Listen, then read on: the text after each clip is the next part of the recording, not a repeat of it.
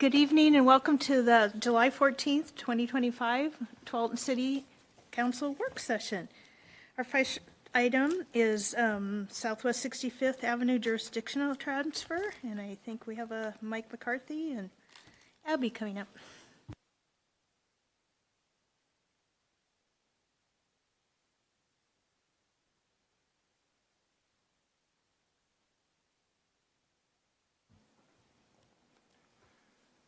Good evening. I'm Mike McCarthy, city engineer, and this is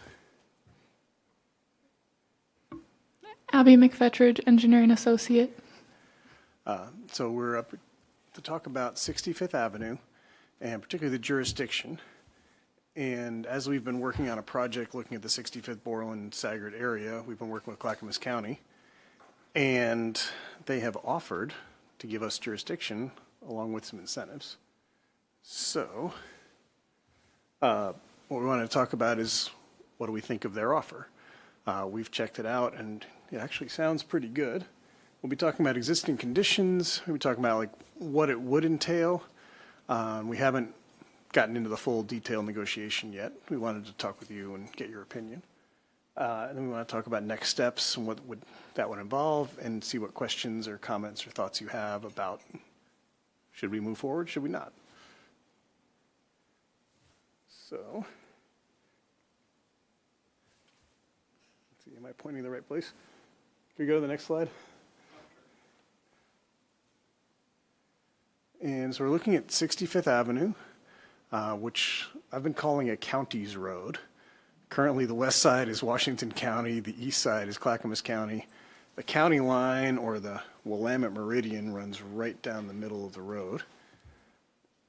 And so this is the section that they're looking at. And on the north end, so north is left, is just past the bridge over Nyberg Creek. So the bridge would not be included.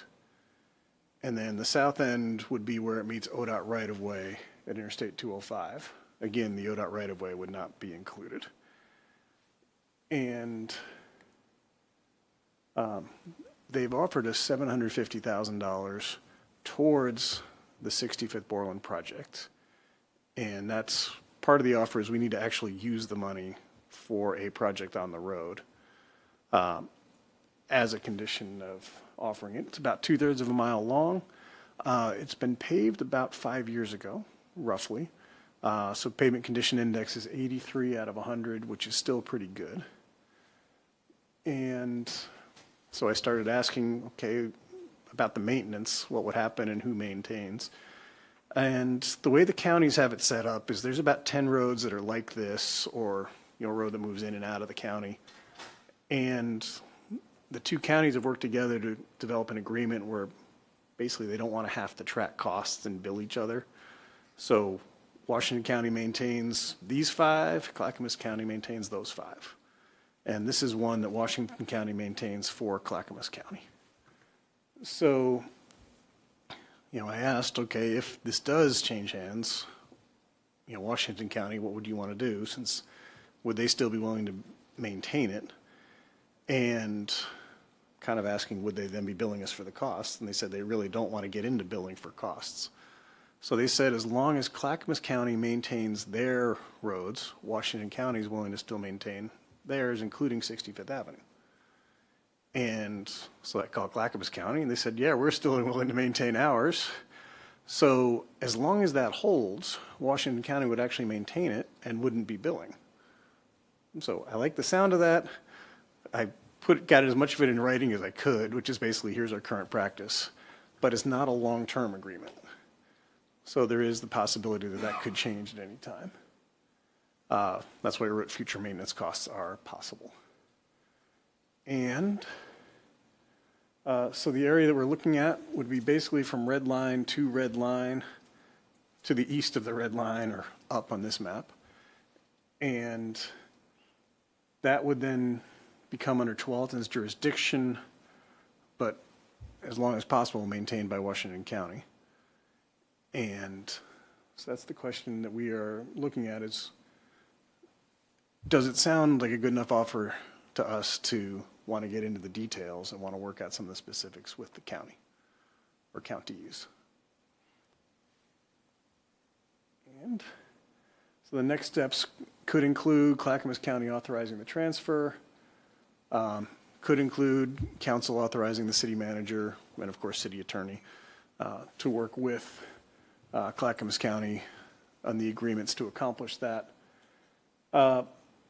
If we decide not to, it would stay in its current context where, for example, when we built the crosswalk near the hospital, we had to get Washington County permits for the western half of the crosswalk and then Clackamas County permits for the eastern half of the crosswalk. And we'd be working with both counties on the 65th Borland project. Both have been cooperative and good to work with, but each has to, protect their own liability and meet their own standards and requirements. So just having both involved does add complications to the project. And what questions do you have? I think I'll go back to the map for questions. Counselor Brooks? Thanks for the presentation. I feel like we've been talking about this for a while, so it looks like good movement to me. And I had a kind of a weird question. I am just curious with the bridge. So it's before the bridge. Who owns the bridge then? Is that ODOT too, or?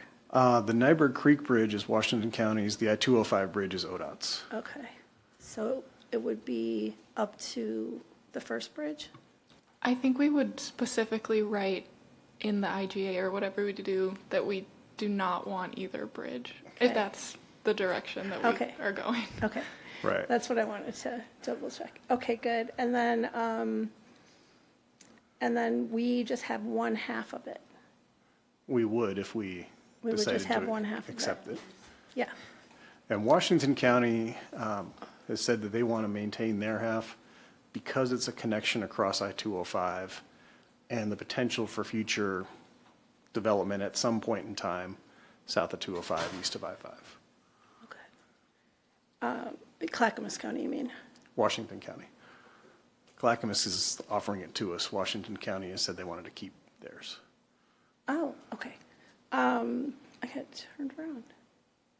I think that's all my questions. Thanks. Any other questions? Counselor Hillier, I was going to call you Counselor Reyes, sorry. Thank you. Could you just then clarify what it would look like for where the $750,000 would go in? And I'm just picturing, and I appreciate the legal work and all the IGAs and such that would need to happen for liability and all those things. But for practical reasons, what does that look like in that project? I mean, is it a pot of money that would go in for the 65th project, and then Clackamas County is out of the project completely, and then, I know we've put money in from different sources, and so that just goes in to help finish it, and then Clackamas has no say about it, but we work with Washington on it? Is that kind of? Okay. A lot of different details to try to get there. Sorry. Thank That's you. good. The funding Clackamas County currently has in their, I believe they call it the Strategic Road Investment Program, and they would give it to us as part of the project. Currently, the current phase is in the $100,000 range cost-wise. The rest of design is about $400,000 more. Construction, if locally funded, would be about $1.5 million, current estimate. We have requested federal funding for the project, which would be about $3 million for the total of the project. So far, things are positive, but nothing committed, signed, or distributed yet. And we'd find out probably sometime next year if we actually get the money. And, but having it designed to this point makes it much more attractive for funding. I see. So that's kind of our portion, if you will, that makes it attractive. And, okay, So that we- helps. I'm just trying to, Yeah, we could then use the Clackamas County money to actually offset, what we've invested in so far. And the federal better. funding is for construction, so it could also help with specifically design costs. awesome. Yeah. Okay, thank you very much. I don't have any questions, but just maybe a couple comments that kind of seems too good to be true. And that, just sort of knowing, the state of Washington County, I think that we are maybe taking on some risk there long term.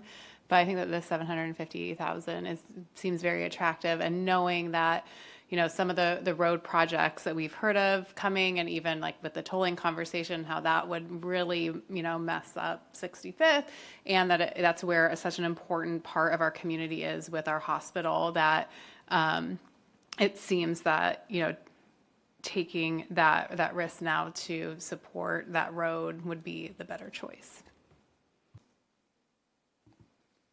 So my question is, are they giving us some of those funds they were originally going to use on Borland Road for the bike ped that they decided was not fiscally feasible? Yes. Okay, that makes sense. There was money set aside and they decided it was too expensive to do that. So that makes sense, because I mean, that's the first thing that comes to my mind. What does Clackamas County get out of this, It sounds like a pretty good deal for us, unless, I mean, what's the potential downside? I think some of the potential downsides, potential future improvement needs if some kind of a big project is needed in this corridor, Okay, would then fall more on us. Whether they'd have the funding to deliver such a project, would be a whole other question. right. I think a lot of what Clackamas County is looking to do is, since they already gave us Borland Road, this is just a small piece of right-of-way for them that's kind of not near or connected to any other roads of theirs, and a whole different animal for them. Right. And then as far as, do you think the city working with Washington County would be any different than the county working with Clackamas County working with Washington County if other improvements are needed beyond the one we already have planned? I think the impression I've been getting from Washington County, at least with current staff, is that it wouldn't be any different, Okay. and that would work the same. I think, depending on how things change, we wouldn't have as much leverage as Clackamas County would, because we wouldn't be able to say, well, we're maintaining these 5 other roads that are part yours. Right. So we wouldn't have that sort of a leverage with them. I think that also we have a very good relationship with Washington County. I mean, Yeah. they're great to work with, so I don't really see any issues with that coming up. I'd say for me, the biggest one is just maintenance costs are possible. It was last inspected in 2023. It's in good condition, so that makes me feel at least a little bit better, though. And you have some assurance from Clackamas. And then was I hearing you correctly that like when we actually get to move forward with this project we're hoping to do, that it could potentially save time and permit fees? It would. Okay. If the jurisdiction transfer goes through, Clackamas County would step out of the project's review process. So we wouldn't need to get permits from them, meet their standards. It would save us a fair amount of consultant time, review-wise. I think the standards between the counties are pretty consistent, but we wouldn't have to, occasionally in previous projects, we've ended up with County A wants it this way and County B wants it that way, and they conflict, and we've had to reconcile that kind of a thing. So we wouldn't have that. We just have more city wants it this way and county wants it that way, Gotcha. I think that also which is for easier. any future projects, it also makes things a little bit easier. Mike always tells the story about the flashing light crosswalk Oh, yeah. that we did. One permit for one side of it from one county, then one for the other. So also future projects. Well, do we have consensus to move forward? Councilor Brooks?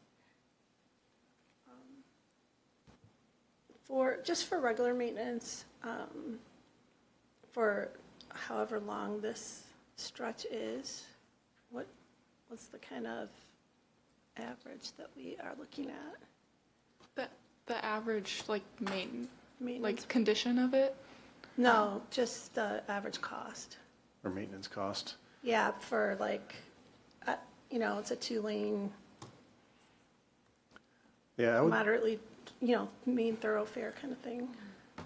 yeah, I would expect, a road with this kind of a volume, for example, to need to be paved about every 12 years. That's about how long the asphalt will last when it gets pounded this much.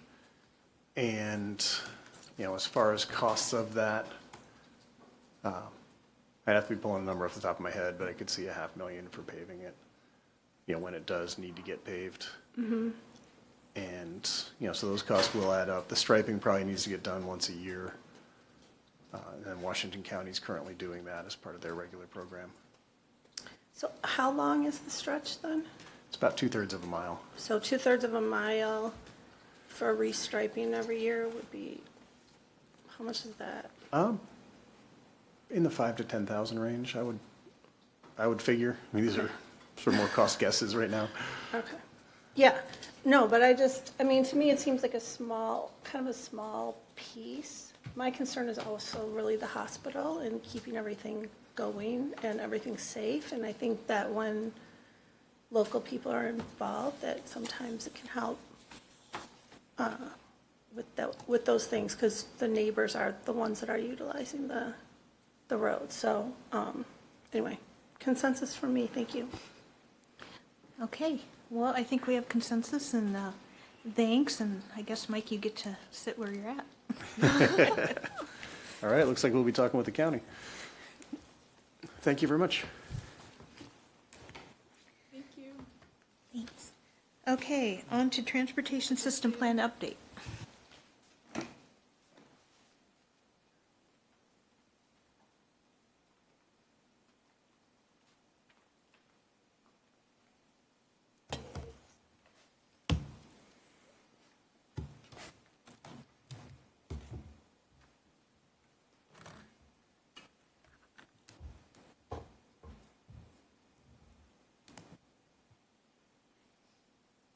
Are we ready to begin? Okay. Good evening, Councilor President Pratt and councilors. My name is Erin Ingman. I'm the senior planner here at the City of Tualatin, and I'm joined by Steve Coper and Mike McCarthy.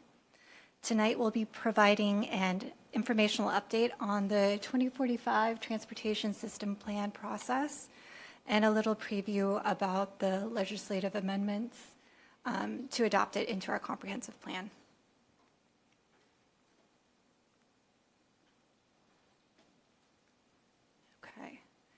The first half of tonight's agenda will likely be a summary of what you've heard before. We'll revisit the background and public outreach efforts as part of the TSP. I'll then summarize the various components found in the TSP. That will be followed by a summary of the approval criteria for the TSP adoption, as well as an overview of the public comments received to date. We'll close with the Planning Commission recommendation too tonight. For context, a transportation system plan brings together community members, city staff, and city council to establish a shared understanding of how the transportation system operates today, identifies needed improvements, and creates a vision for enhancing community mobility into the future. It also provides a realistic understanding of what projects can be implemented and funded over the next 20 years. A TSP is required for all cities and counties in Oregon to ensure compliance with state rules and regulations. Tualatin's previous TSP was created in 2012, then later updated in 2014 with several minor updates again in 2019 and 2021. Over the past decade, Tualatin has experienced growth as the city expanded to include the Basalt Creek planning area. And as you know, the city also committed to a climate action plan, which included new policies intended to reduce the city's greenhouse gas emissions from transportation.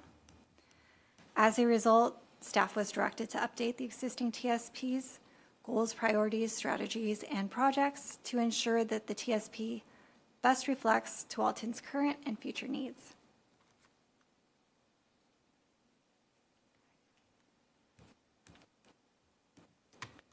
You may recall that the city conducted extensive public engagement that was broken down into 4 phases: recruit, listen and learn, reflect, and refine.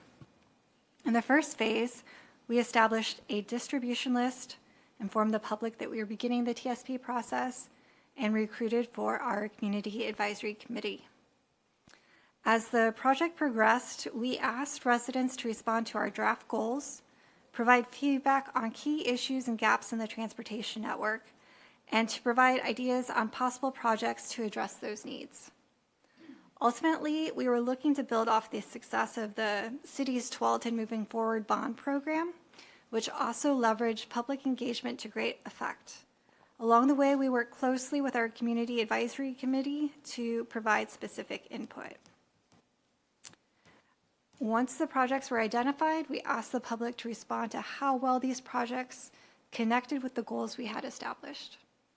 And in the final refinement phase, we requested public feedback on the draft plan. Later in my presentation, I'll highlight some public comments that we've received. And I also want to point out that a member of our CAC is here tonight, Justin Lindley. Thank you for your service.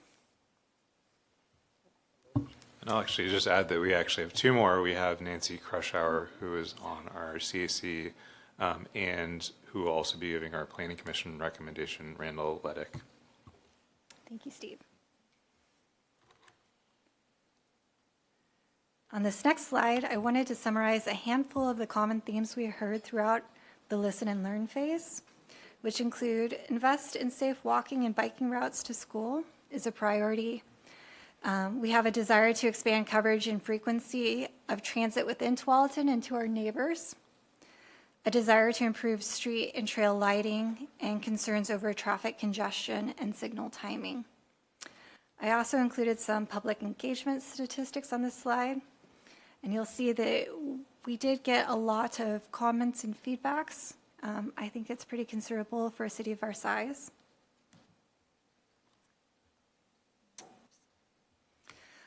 After conducting outreach with the public to hear their priorities for transportation, the city worked with the CAC and City Council to identify and refine a set of transportation goals, which are shown, on this slide. At a high level, these goals include advancing our land use vision to create a transportation system that supports Tualatin's economy and is balanced for all users, providing a high quality of life to ensure safe and efficient travel options, expanding opportunities for safe multimodal transportation to improve options to walk, bike, or take transit, advancing climate and health goals to reduce our greenhouse gas emissions from transportation, and to invest wisely to maximize our funding.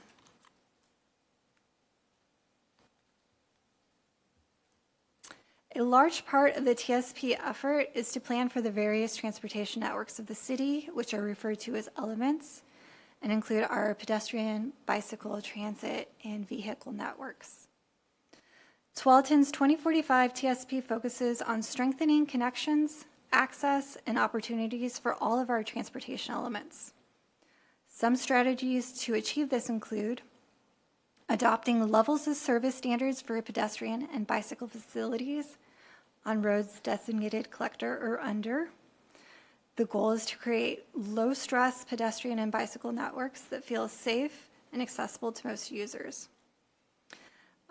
Identifying tools to advocate for needed transit service, as well as updates to the functional classification of our road network that better aligns with how those roadways have been functioning. As an example, arterials are generally intended to connect to regional destinations, while connectors are designed to connect to local destinations, and neighborhood routes, of course, provide access to our residential neighborhoods.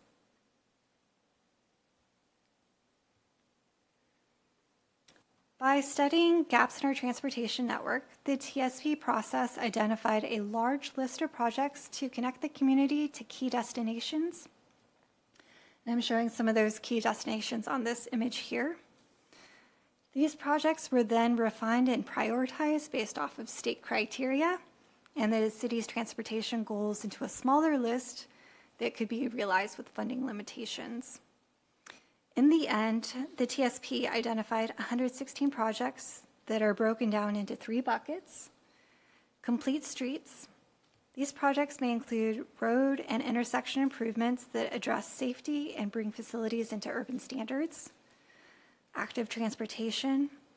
These projects may include filling sidewalk gaps, upgrading bicycle facilities to provide more separation from traffic, upgrading crossings, and adding shared use trails.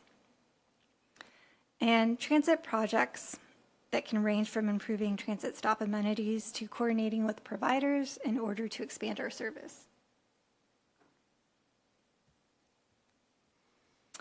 This slide highlights a few example projects pulled from the TSP.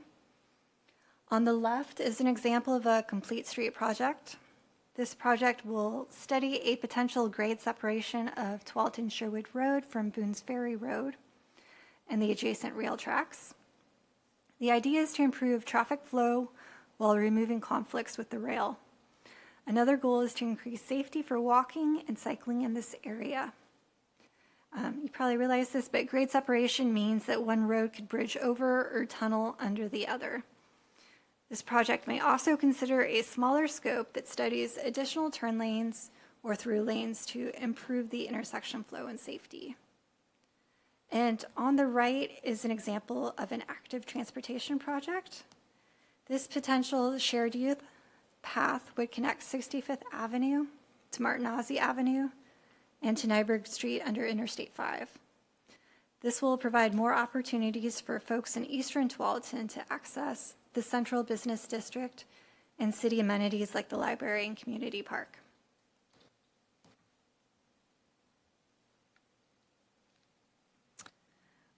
This table provides a preview of the various text amendments that staff have identified as part of the TSP adoption process. Most amendments are minor in nature. However, we are proposing more extensive updates to Comprehensive Plan Chapter 8 and Development Code Chapter 74 and 75, which serve as the public facility and transportation chapters of our code. And we'll cover these amendments in more detail when we return for the TSP adoption hearing. We are also proposing amendments to our maps as shown on this slide. These amendments will impact a handful of comprehensive plan maps, including updates to our functional classification map and street design standards.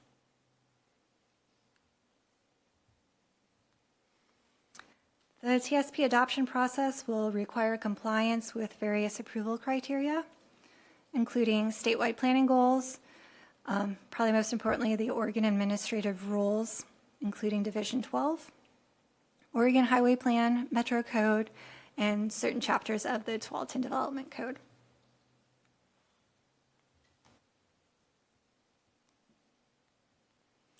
Staff will provide detailed findings that address all approval criteria with the adoption package. In addition to criteria listed on the previous slide, the findings demonstrate compliance with other relevant city-adopted plans, including the Basalt Creek Concept Plan and the Parks Master Plan.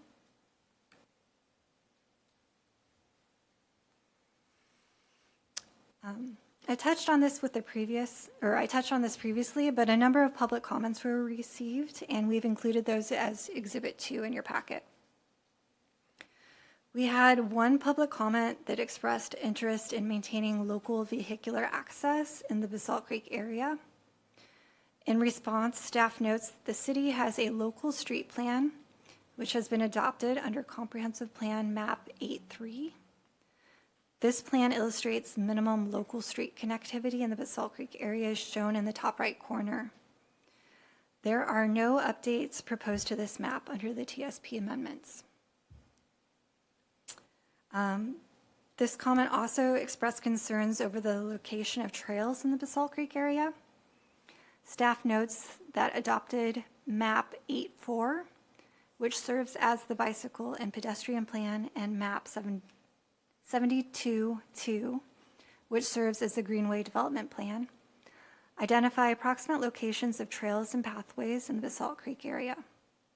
This map is shown in the bottom right corner.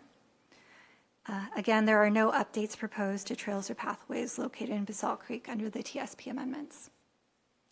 And they had a final concern in this package of comments regarding the specific policies and criteria used to evaluate the 2045 TSP. And as I mentioned on the previous slide, the TSP was evaluated for conformance against all the applicable state, regional, and local criteria, and we will provide those findings to you at the hearing. Additionally, a draft set of findings was provided to the Planning Commission when they reviewed the packet for their recommendation to you.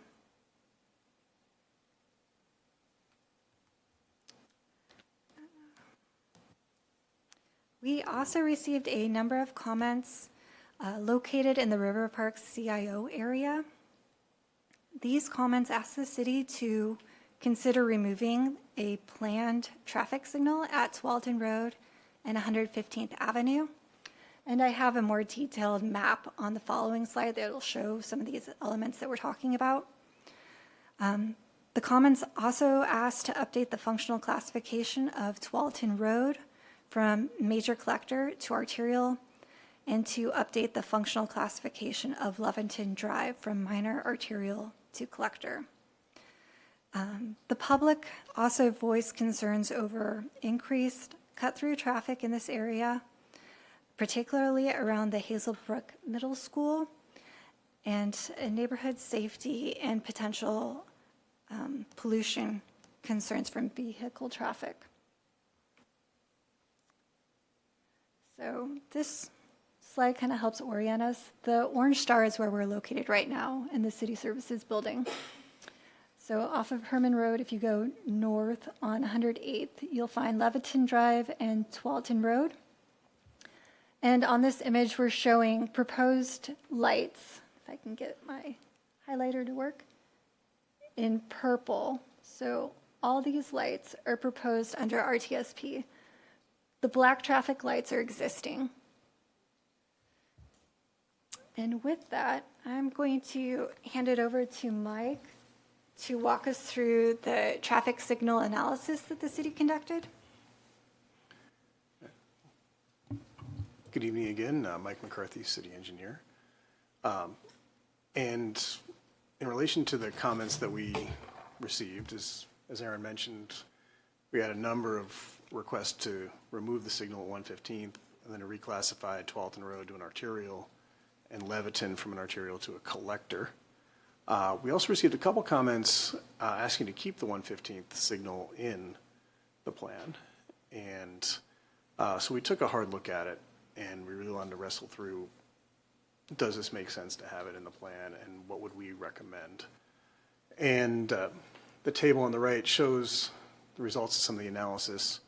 Well, I should say with the functional classification, we are recommending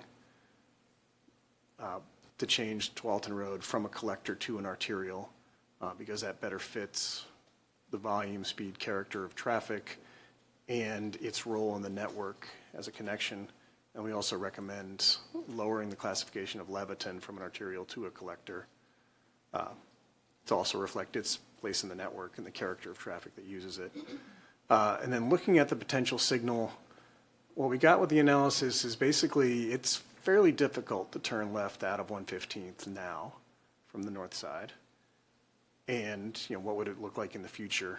We considered two scenarios. One would be if there's no development accessing the south side of the signal beyond the existing traffic using the driveway from JAE. And then the second scenario would be assuming that there is development in that area. Could be JAE connecting to it, could be something else.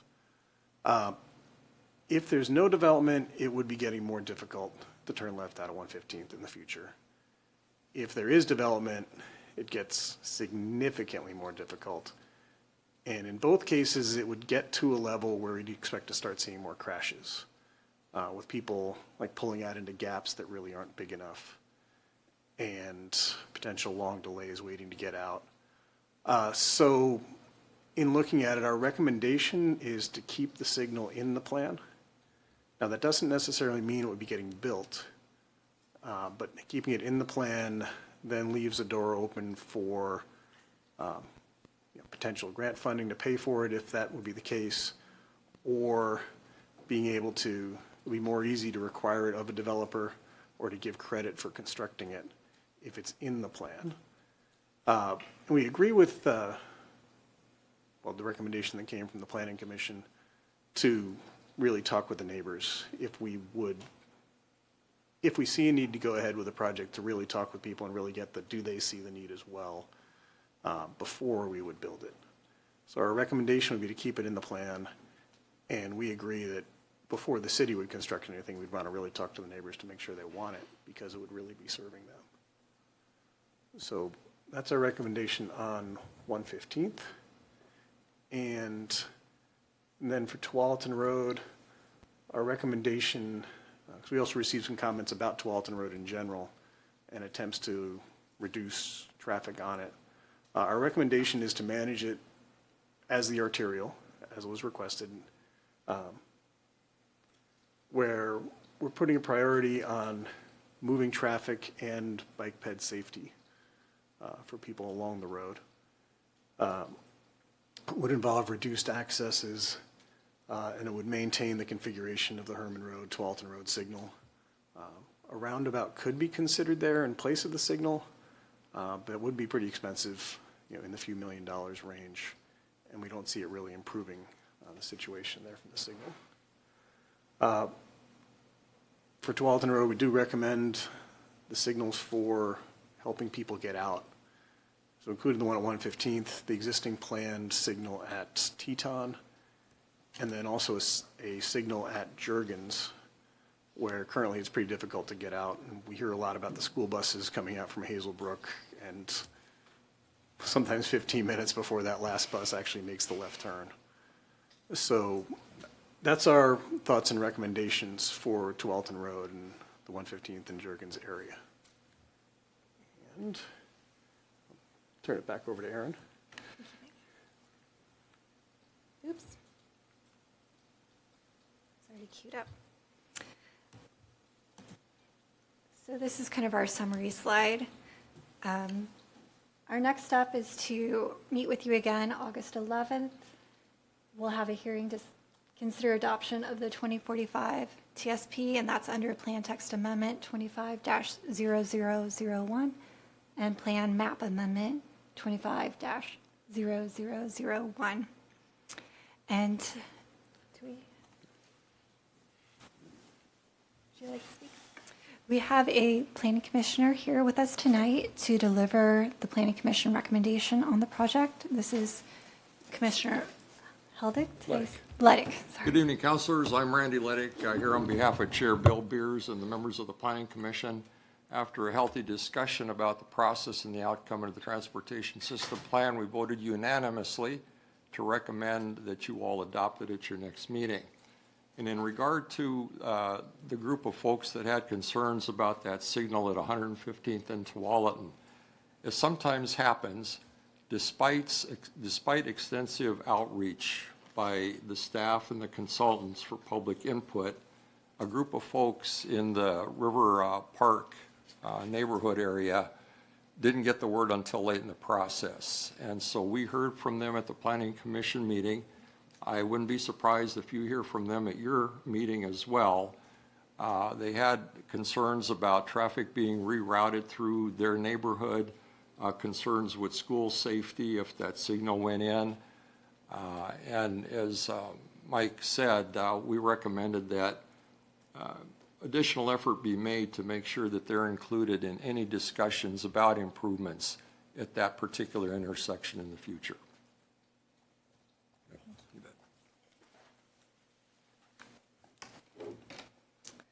And with that, I'll open it up for any questions of staff that you may have.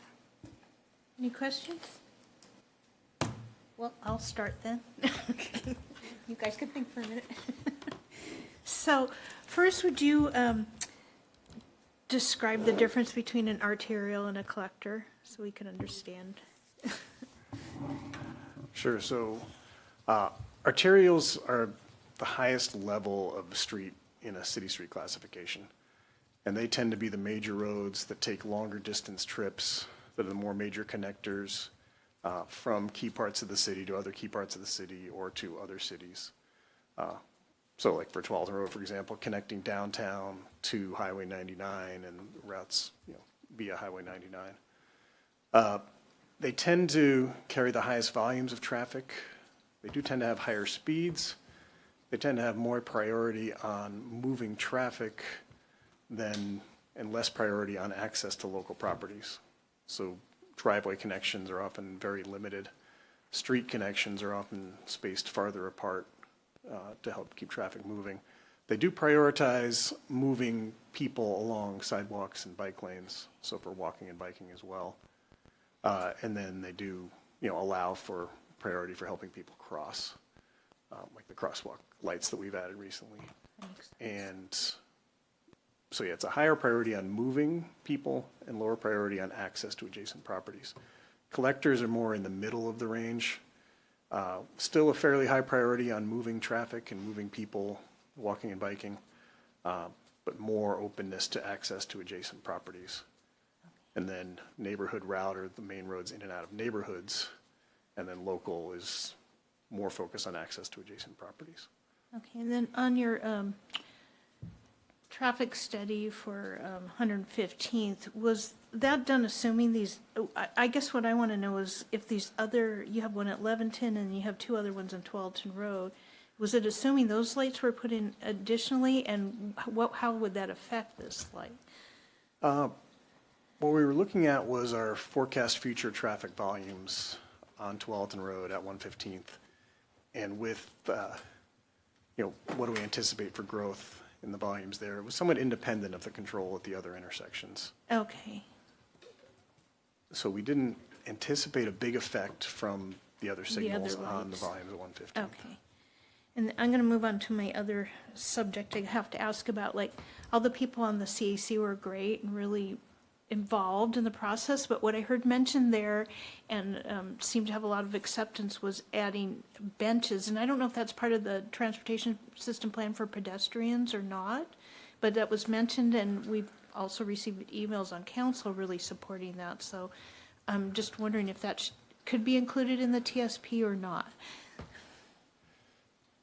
Would that be a TSP or a different planning consideration? I think we have some elements in the TSP talking about pedestrian amenities and Okay. placing things like benches along sidewalks to make them better places to walk, particularly in like our downtown area, for So is example. it just kept at that higher level where it's part of pedestrian amenities in a TSP? Yeah, the instead TSP, of it's being more at that specifically- level. Okay, And at like a downtown plan, it would get more into encouraging more specifics, and I think the code would get into more specifics about it. Agreed. and then I guess I'll go back to 115th one last time and then let everybody else participate. But I'm just wondering, I mean, the idea of having the community or, the residents involved right now sounds great, but if we're 15 years from now, how do we know that will still happen? What assurances would we have? Yeah, I think, if it's adopted and more memorialized with adopting the TSP, that would provide some assurance. We're not interested in building a signal that people wouldn't want. And for all the projects we've done now, typically our first phase is talking to the neighbors, like, do you really want this? Before we then go and spend significant amounts of money building a project. So I would expect to do the same thing there. And to add a signal, particularly if it's paid for by the city, means that there wouldn't be development involved with it. And we'd really be adding it because the neighbors would have wanted it, if they would have wanted it. Okay. So- Just want to interject also, how often do we revisit the TSP? It's about every 10 years that we revisit the TSP. So that's the longest it would go out, potentially, not 15 years. So like having it memorialized in the TSP, but it's a 10-year document. So essentially you could revisit that at the time, or the council could revisit that and redocument that if it hasn't been built, or have the future conversation then as well. Yes, this is anecdotal, but I just happened to be right past Hazelbrook yesterday, and I was pretty shocked at how much traffic goes through there. I had no idea. So, anyway, any other questions or comments? Councilor Brooks? Thanks for the thorough explanation of these items. I think that I'm trying to like understand how this, like I'm trying to get a picture of how this plan interfaces with the downtown redevelopment plan and the river development. So we'd have development for community needs coming up through Tualatin Road, correct? And then we have a lot of development, not only in our own city, but through industrial development at the other side of it. So my question is, there's a couple, is it all just stoplights? Because it looks like so many stoplights, and I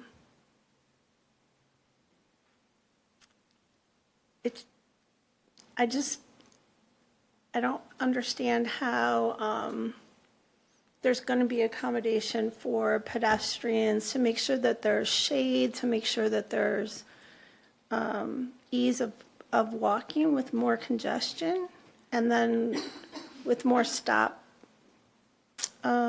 signals, then there's more stopping and more just motors running right next to neighborhoods. And so I'm not trying to dismiss any of the work or any of the ideas, but I'm not feeling like I have a full understanding of what we're seeing and how we're planning for what we're seeing. I'll take how other plans fit in. So I guess I can take the first crack at this. And I think maybe to take a step back and discuss how the TSP inventories our roadway networks, that includes our sidewalks and our bike lanes too. It identifies gaps, and it looks to fill those gaps so that we have more options to get around our community, especially to key destinations. And the state of Oregon has charged us specifically through some CFAC regulation to expand opportunities for people who would like to choose a mode other than vehicular modes. So with those 3 buckets of projects I mentioned earlier, we did look to expand our project list to include things outside of just vehicular improvements or improvements that would focus on moving vehicles and roadways. And I don't know if that's helpful to kind of thread the needle more. Yeah, I mean, it is. And I mean, I just think my feeling from the letters and things like that we've been getting is, how are we looking at industrial traffic and moving industrial traffic through areas that are not the same areas as the community traffic and the schools and the parks that we're developing? And is there ways that we could have, truck routes that are like, or industrial lands routes that might be beneficial for not only residents, but for ease of use for people coming and going to work? So as far as buckets like that is what I'm thinking, and I think that the conversation seems to be centered around things like that. And so trying to explain it beyond, like, this is the kind of road that we have, and so we're doing it like this, to be more like, we are thinking about this contextually and thoughtfully, and this is how we're looking at that particular issue that people are concerned about. And I think one of the big emphases is on promoting and making things better for people walking and biking. part of the emphasis we're working on is wider sidewalks, wider bike lanes, wider planter strips, like in line with the climate action plan, planter strips wide enough for trees to really grow in them. Yeah. And also, we took a big look at helping people get across our corridors, adding more like flashing light crosswalks, for example, and other features and ways to help make our city more walkable. And that's a pretty big part of the plan. One of the other changes that we're proposing is a number of places where it just said traffic signal. We've revised that to traffic signal or roundabout to give the roundabout option, particularly in places where a roundabout would work well, which is where we have more even traffic volumes on all legs. We analyzed roundabouts in the Tualatin Road corridor, but in each case will be more of a, roundabouts don't work so well when it's a heavy traffic volume on one road and a light traffic volume on the other road. And so that's why we didn't see it as a good option in those locations. But a number of other places where we had more even volumes, we were proposing roundabouts along, potentially with traffic, as an option with the traffic signal, but a lot more emphasis on walking, biking, and making things better for people as they're walking, and more emphasis on things like street trees that really help the environment. I was just wondering, Mike, if you could talk a little bit more about like what the project prioritization project will look like after the TSP adoption. Because I think that one of the things that it feels like we're discussing here is the question of whether or not there's value in leaving the signal as a potential project on the list, or whether or not that somehow hamstrings the future city if we take it off. And I think that some of the things that I'm hearing are talking about like a holistic look at how projects get chosen in the first place. And I know that you've told me a little bit about that, and so I was hoping you could share that. Oh, sure. Thank you, Steve. So one of the next steps, this TSP includes a list of dozens of potential projects. The next step is then figuring out, okay, which ones do we start building first? And that will be another one of our next efforts coming through, and we have some money budgeted in this coming fiscal year for some assistance with that, looking at all aspects of a project and how would each of the projects help us, whether it's moving vehicles or helping people get across a major street or making a new trail connection or a new bridge connection or improving a whole corridor to make it much more walkable. And so we'd be looking at all of those different factors as part of that effort, is really holistically, what would this project do for the community? Thank you. That's helpful. Thank you. Thank you for the presentation. Just a couple of clarifications that I might have misunderstood or misheard. Did you say that going back on the 115th, and because I've received several emails, I'm sure the rest of the council has as well, to remove it from the project, you're saying that you are recommending for it to stay within the project, right? That's to be part of even though we've had many emails saying no for the community there.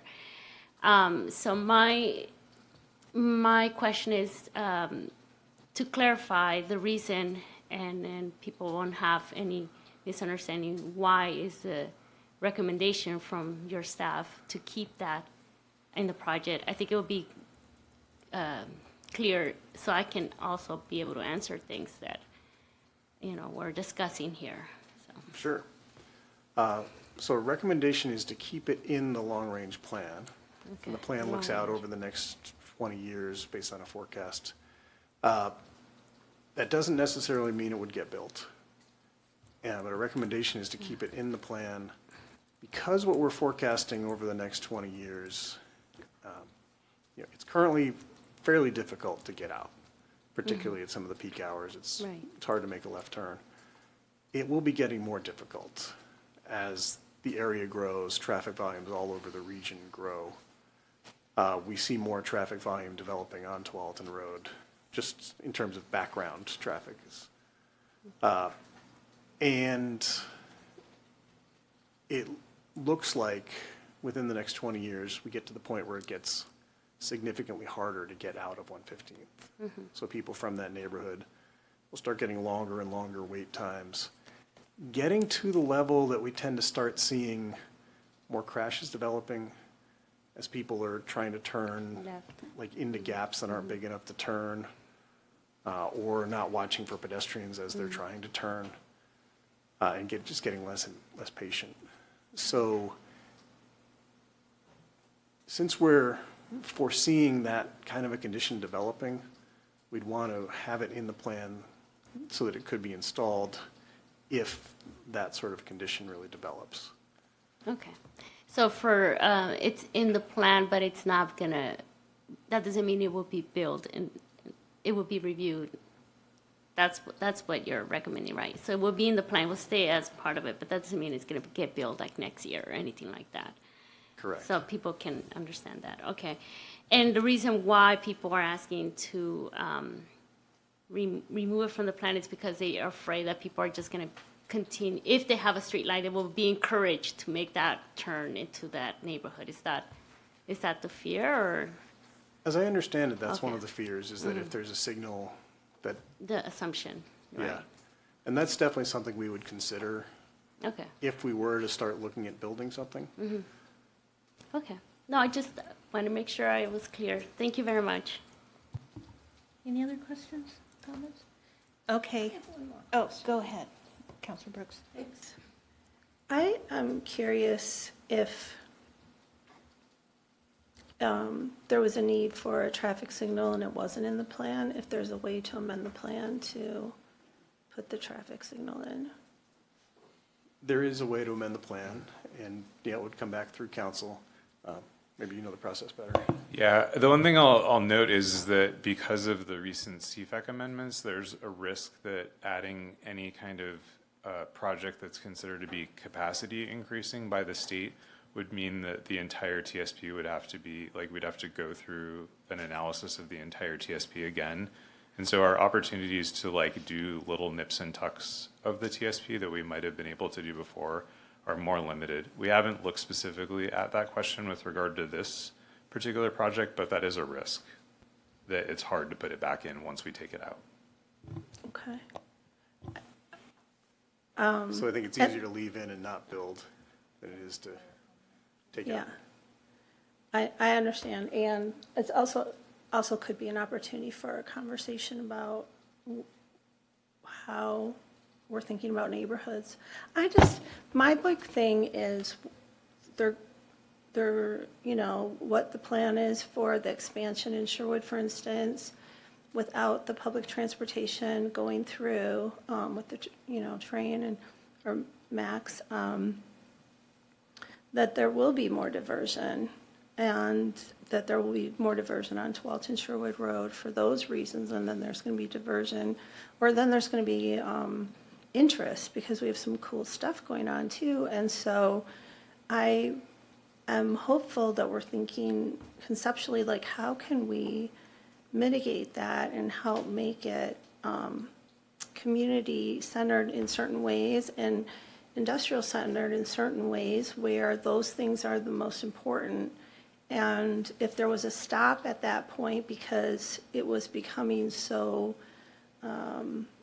hard for people that are living there, would it be an opportunity to look at how we could focus that or push back on this, like talk again about public transportation and really some of the core issues that these problems are stemming from? Yeah. Do you want to talk a little bit about like the conversations you have with like TriMet and with Ride Connection about like expanding service? I think that might be a good thing to talk about. If I missed something, let me know. So one of the elements of the plan also is really a push for more and better transit service and trying to identify some key corridors. And one of the key corridors would be coming through this area and from more like the area around the high school up to the northwest through Tualatin and then up towards Highway 99 that way. which could be going through this area, promotion of Ride Connection and, the service that they provide, and, recognizing the value there, desire for that to be stronger. Pushing TriMet for more service in general, and one of the things I've been advocating for at the regional level is, as areas are developing or new companies are coming in, to try to get bus service as people are establishing their travel habits, rather than waiting for the whole neighborhood to develop and then say it doesn't have the ridership to justify a route. And so that's one of the things that we've been pushing, that we've included in this as well. We're also pushing quite a bit of we're seeing a lot more travel to Tualatin from outside the metro area. I think we have about 30,000 workers a day in Tualatin, of whom about 10,000 are coming from outside the metro area. And so one of the things in the plan is pushing for transit service to Newburgh, McMinnville, Canby, Woodburn, Kaiser Salem, some of those other areas, to try to help with some of these regional trips. I also have a lot of high hopes for people coming back to Tualatin Sherwood Road after the construction finishes in the next few months, which I'm very much looking forward to that construction being finished. And as the capacity there opens up, I think we'll have a number of people no longer using Tualatin Road, but using Tualatin Sherwood Road instead. Although I think the current, Tualatin Road is a fairly free corridor. I think people have gotten to like because it doesn't have traffic lights or other things to slow people down. And, but we're trying to push for a long-term solution on all of it, including both transit service and getting people back to Tualatin Sherwood Road, so there's less people cutting through on Tualatin Road. Thank you. Thanks for answering the question. Okay, I'm going to ask the tough question. I'm pretty sure that 115th, that light is on the constrained list. Is that correct? Yes.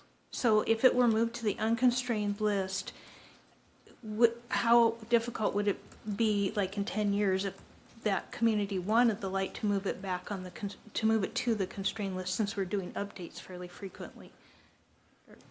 It could be moved back in an update. Okay. Yeah. And I forget the exact process if we wanted to fund something that's on the unconstrained list. I believe it would take a council action. Okay. But, I mean, I don't know what you think, but to me, that's sending a message that we've heard everybody and that we take it off that list. So it's not any project, we're making a statement, it's not a project we're looking at anytime soon. And then it could be brought back, but that's, potentially, it'll be a different group of people here and probably a lot of different community members too. So that would be what I'd like to see. I don't know what everybody else thinks. Councilor Brooks? I like that because I think that it really kind of memorializes what we're saying out loud instead of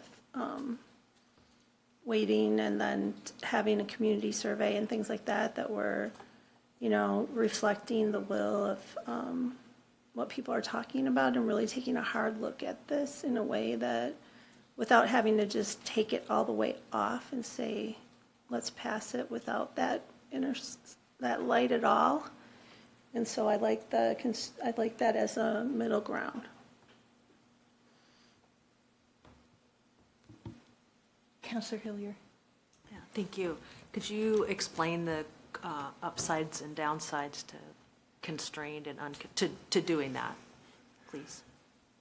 I think if it moves from constrained to unconstrained, it would still be in the plan, but there would be more action needed before it would actually move to construction.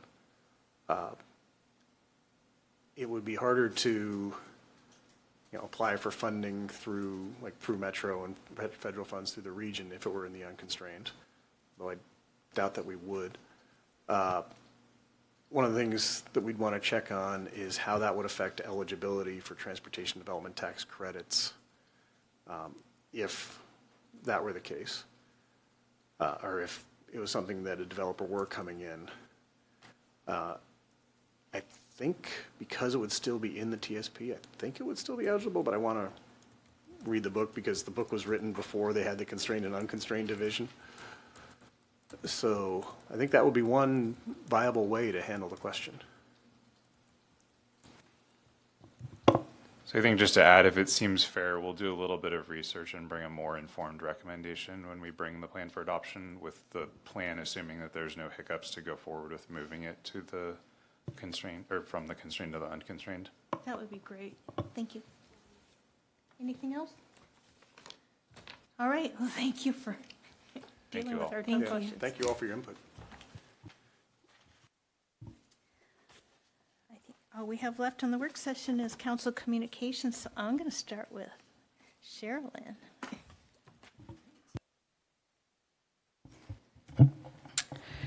My manager's report should be in front of you. Our water quality report, is that in front of you? Okay, our water quality report is out. Is there a, do you see it in front of you? Oh, well, we were going to have some brochures in front of you. I'm sorry. I will send it to your house. We do this annually, and we only print a few brochures that are available around, but it is all information that is available on our website. We're required to produce this report once a year, and the news is great. Our water quality is fantastic. Speaking of water, we are currently in the cycle of lead copper sampling. We do that 4 times a year, I believe, and we have a number of houses that, I think it's 70 some, that participate in the lead copper sampling. And if our testing has come back fantastic a number of years in a row. But we are conducting that right now. Mike talked about Tualatin Sherwood Road. Paving is underway, and nighttime lane closures and traffic signal shutdowns through August 6th. So avoid. Our reservoir project on 108th is moving along, and Abby is in charge of that project. It goes to the Planning Commission on Wednesday for its conditional use approval. CWS, so they are looking at, they're having a work session with their board to talk about their billing.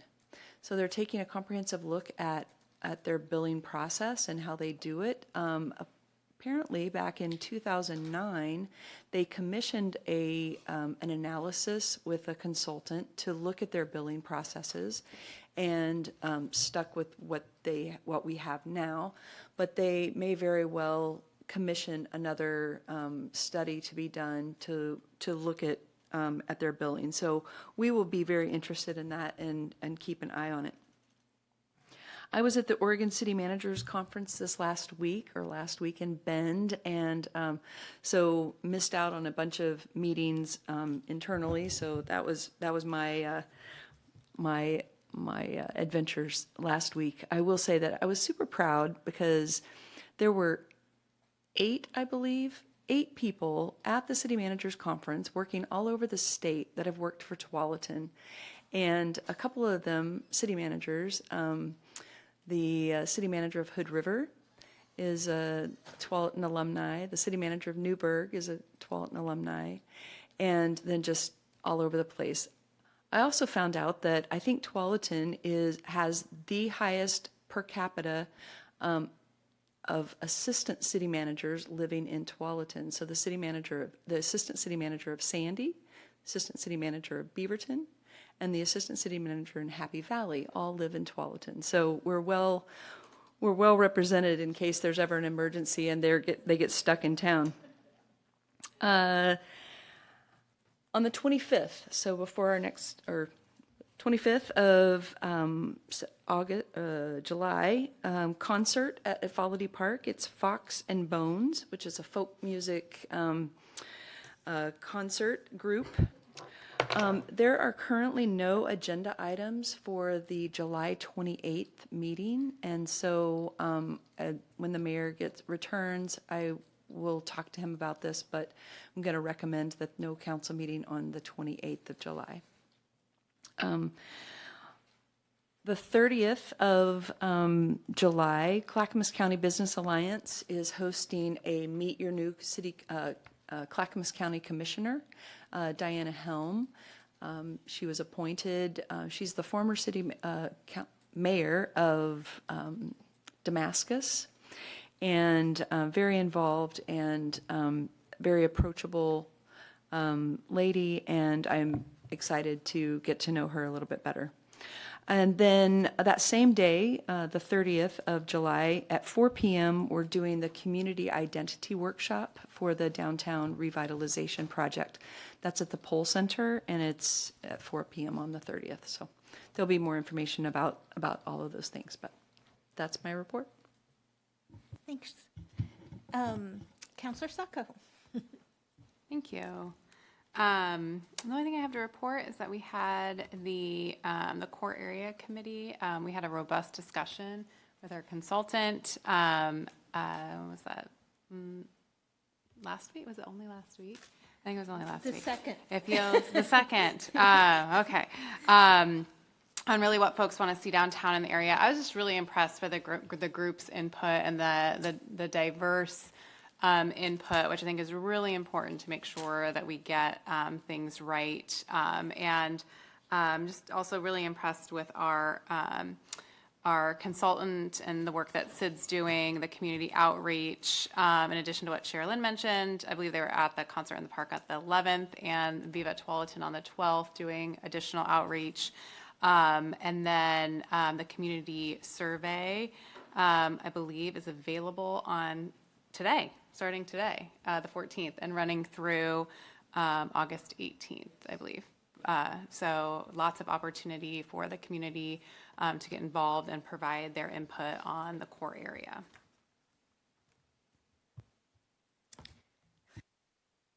Counselor Hillier. Thank you. On June the 15th, I attended the Washington County Consolidated Communications Agency meeting, and there was a lot of discussion about some of the history, the budgeting history, the service, especially to communities like ours.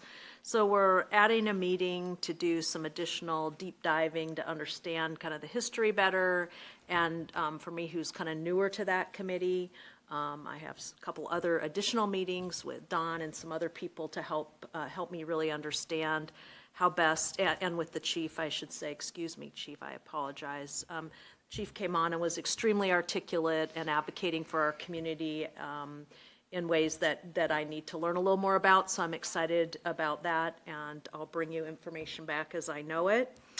And really, it's kind of around there are many things, but it's mostly around, if I understand correctly, the 911 service from like 1 a.m. to 7 a.m.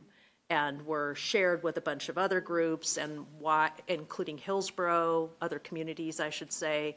There's been a shift away from that, from our, for TVFNR, but it hasn't ever kind of been corrected yet for our community. And so we want to best represent our community. So, sorry, I will continue to learn about that and report in. And then on July 1st, I went to the youth meeting of the core area input session. And then I went to Tony's retirement party and Viva Tualatin. And it was all of them were very nice, and I know others will speak about those. So, thank you. Counselor Reyes.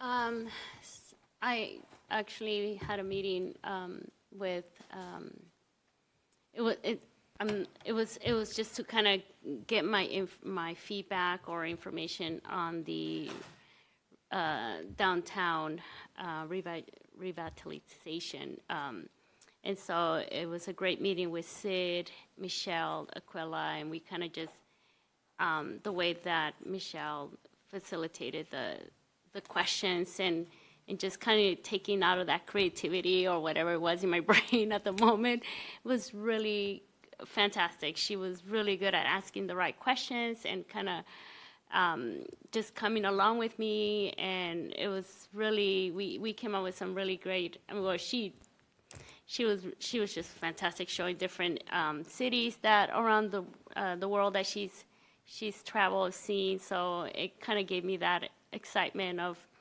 what the future would look like here in Tualatin. So I was really excited to do that. And I also went to Viva Tualatin, and it was a great event. It was really hot, but people have fun, and that's the best thing. And everyone seemed to be happy and connected. And it was the mayor's birthday, so we say happy birthday to him. So. Counselor Brooks. Thank you, Council President Pratt.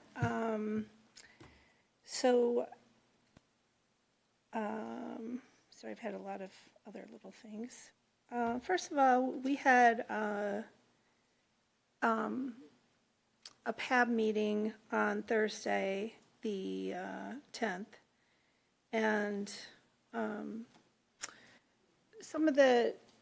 we had a small edit that we made in our plan to give more flexibility to nonprofits around community development block grants. Part of the conversation that we were having had to do with the fact that there is an effort, or there is a conversation about ending home and community development block grants. So that federal funding is looking like it's going to be on the chopping block, and we're okay for this year. So some of the amendments was so that we could be more accommodating to the nonprofits and have more flexibility with the funding that we have in case that funding is gone. And part of that, I feel kind of proud because we did do another letter that was organized outside my influence. And all of the PAB members unanimously wanted to sign on, and every city is represented. So I'll forward that letter to everybody. I think that they were supposed to send out a copy to you. I don't know if you got one or not. And then finally, there was the county representative now on the PAB is Chair Harrington. In the past, it was Commissioner Treese. And Chair Harrington was talking about the very challenging conversation that they've been having around maintaining the needs of DEI around the civil rights laws, and then maintaining that with the executive order.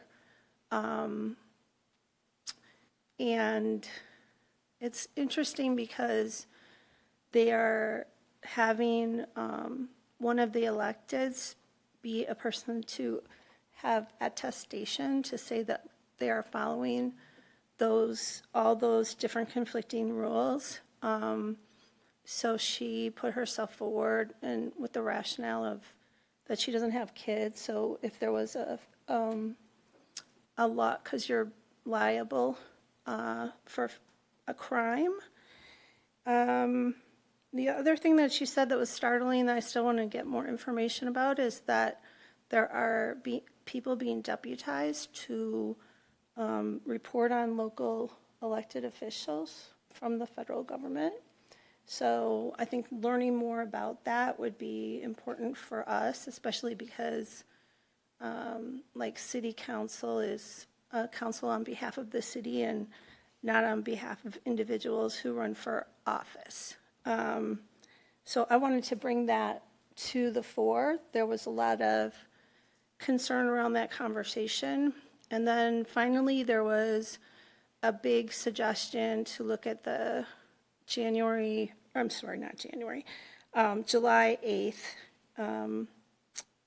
county commission meeting and the slide deck around the DEI. She said conversation, and she really made a point to say that values are not changing in the county.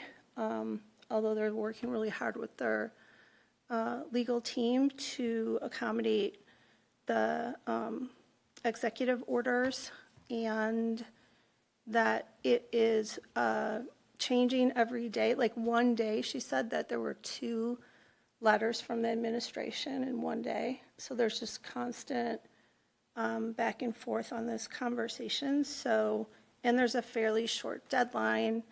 So it sounds really complicated, and, you know, the psychologist that I used to work with would talk about, seems like a setup, you know, like where you have a conversation. So that's going on. And then I wasn't able to attend, but I do know that Johnny and the Lugnuts played on the 11th on Friday night, and I was able to go to Tony's retirement party as well, which was great.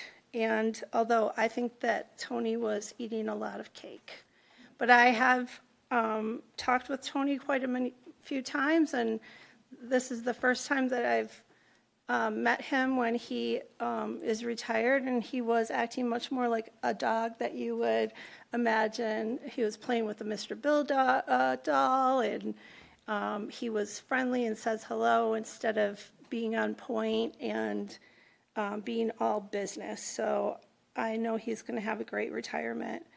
I was so impressed with my visit to Viva Tualatin this year. The festival has really grown, and I'm so glad that we were, you know, that we made this effort to do this when we did. I liked it at Community Park. I like the idea of the diverse locations. However, the trees and the shade that you can get at Community Park are just, it's just worlds away. And so I think it's much more comfortable. I thought the people that were artisans that were exhibiting were just amazing. They had information about each state, from Mexico, for instance, where things were made, and then there were quite a lot of community organizations and businesses, and a lot of business owners that were really happy to be there. And I think that we had a really good turnout with sponsors, from what I understand, like the best.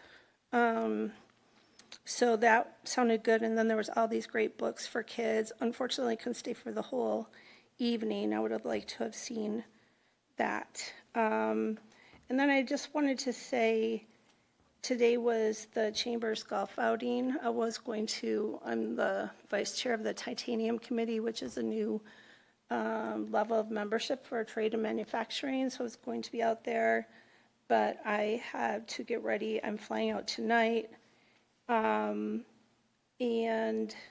But I know that they were booked really early. I know they had a helicopter drop the balls, and I've seen the film of that done in the past, and it's really quite amazing. And so I hope that they had a great time. It was at least the morning was pretty cool. And then I just wanted to let people know that although I won't be there, the Arts Advisory Committee is meeting in person tomorrow, and I don't know if there'll be a Zoom option, but oh, I'm sorry. So the Arts Advisory will be there, and I will be at a NLC leadership conference representing the committee and the 2 councils that I serve on, and the real council meeting this month was also very noteworthy. Well, almost every meeting I've been at was mentioned. I did do the Latino focus group for core area, and the 2 really quick things I got out of it is all of them said they would locate their business here again, and all of them said they don't go in the core area when they're not at work. So that was a big thing. And other than that, yeah, I hope the chamber had a great golf tournament today, and let's take 5 minutes.